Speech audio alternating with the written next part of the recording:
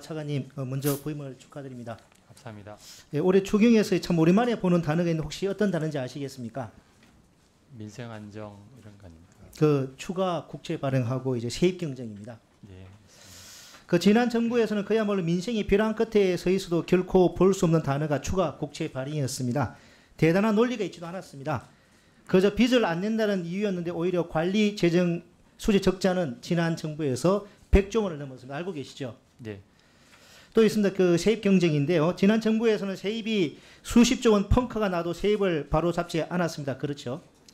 예, 맞습니다. 그 세입이 줄어드는데 지출을 그대로 두니까 불용이 발생했습니다. 정부가 편성하고 국회가 심의한 예산을 쓰지도 못한 것입니다.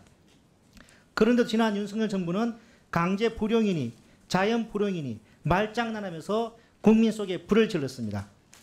차관님, 세금이 부족하면 솔직히 말하고 부족한 부분은 국채를 발행하든지 지출을 줄이든지 하는 게 정석 맞죠? 예, 이번에 그래서 저희가 세입 감액안을 추경안에 편성을 해가지고 국회에 솔직하게 그렇죠. 정책에 말씀드리고 따른 것이죠. 투명한 재정 운영하기 위한 노력이라고 네. 보겠습니다. 우리 조국혁신당은 이미 올해 1월에 10조 원 규모의 세입 경쟁과 추가 국채 발행을 통한 추경이 필요하다고 밝혔습니다. 이번 추경이 그에 상응하는 걸로 보입니다. 참 오래간만에 보는 정직한 추경안에 정권 교체를 실감한다는 말씀을 먼저 드리고 싶습니다. 다만 아쉬운 점도 있습니다. 정부는 이번에 재원 마련 방안으로 지출 구조 조정을 5.3조 원 했다고 발표했죠. 네. 그런데 세부 내용을 갖다가 발표하지 않아서 본 의원이 이제 자료를 제출해 달라고 했는데 어제 오후에 그 자료를 제출 받았습니다. 근데 혹시 뭘 숨기는 게 있는가 싶어서 지난 추경에서 확정된 예산과 이번 추경을 비교해서 지출이 줄어든 사업을 한번 확인해 봤습니다. 우선 세입 경쟁에 따른 지방교육교부금 감소분이 1조 9,982억 정도 됩니다. 세입 경쟁에 따른 결과입니다. 그리고 가덕도 신공항 건설 사업 예산이 5,223억 줄었습니다. 현대건설이 철수한 결과입니다. 그리고 무공해차 보급 사업과 무공해차 충전 인프라 사업 예산이 또 5,302억 원 줄었습니다. 뭐 전기차 수소차 보급이 보편화되면서 수요가 줄어든 결과인데 다만 뭐 이 예산은 조금 뭐 두고 봤으면 하는 생각은 있습니다. 이 사업만 해도 전체 지출 구조 조정 5.3조 원 중에 3조 원에 해당합니다. 차관님, 이 중에 오해할 만한 사업이 뭐가 있습니까?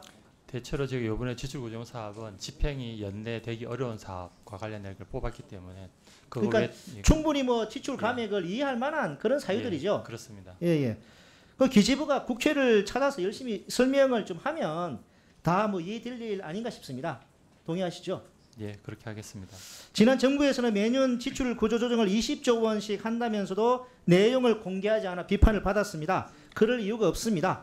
새 정부에서는 자료 제출을 가지고 논란거리를 만들기보다 국회와 국민께 설명하고 설득하는 그런 자세를 보여주시기 바랍니다. 좀 부탁드립니다. 예, 그렇게 하겠습니다. 다만 의원님 말씀 주신 것처럼 추경의 경우에는 사업 규모도 크게 가지수가 많지 않고 해서 정리도 간단한 편이 있는데요.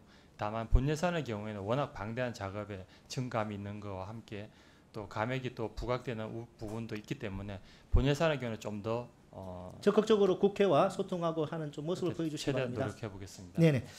그 한편 이번에 그 지출 구조 조정 대상에 대한 사업 중에 정부와 국회가 함께 좀 되돌아봐야 할 사업도 있지 않나 싶습니다.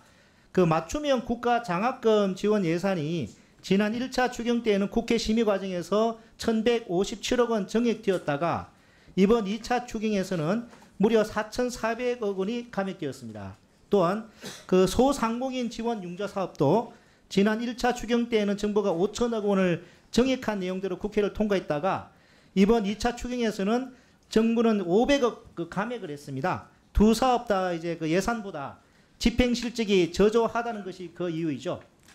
좀 더 구체적으로 설명드린다면 맞춤형 국가 장학금 경우에는 1회 추경 때는 단가를 저희가 올렸습니다. 네네. 다만 이번에는 감액한 거는 1학기 신청 실적이 저조해서 네네. 그러니까 집행 실적이 좀 저조하다는 이유 아니겠습니까? 올린 내용과 감액한 사연이 다르다는 말씀을 첨언드립니다. 네네. 뭐 사유는 좀 다르긴 합니다만 그러니까 제가 드리고 싶은 말씀은 차관님 불과 2달 전에는 필요성이 있다고 정액을 했는데 이제 와서 삭감한다는 것은 우리 그 정부와 국회 모두 되돌아봐야 할 측면이 있는 게 아닌가 그 말씀을 좀 드리려고 하는 것입니다.